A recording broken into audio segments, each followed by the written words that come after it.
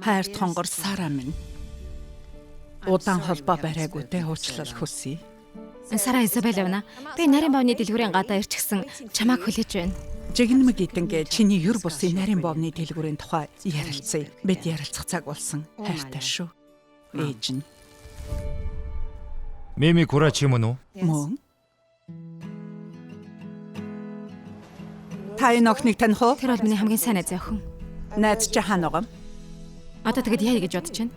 Тусламж хүсч болох нэг хүн байгаа. Би чамайг ийм ачаатай ирнэ гэж сонсонгүй. Бид хаашаа явж байгааг хэлээд өгөөч.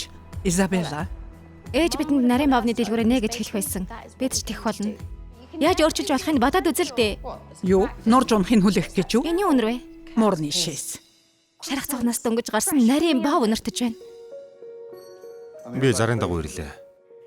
Энэ бол сарнаан дэлбэ, лүүчи жимсний крем, бөөрөл згнөр амталсан макарон.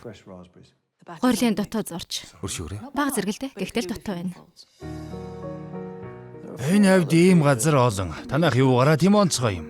Амсч үзээд өөрөө хэлэхгүй юу? Амжилт хүсье. Ажил эхэллээ те. Хүмүүс ирж байна. Энэ хот бол газраас ирсэн хүмүүсийн шинэ гэр. Бид тэдэнд төрлөх гэрийн санагдуулах тийм амттан хийн.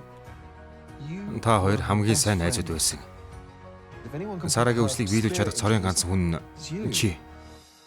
Хамтрах юм уу үгүй мө?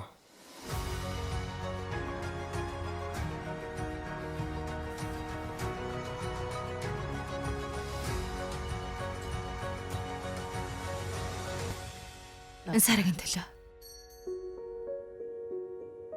Манад орж кофе уумаар байна уу? Шөнжин унтаж чадахгүй байж мэд. Надад бол сайн биз.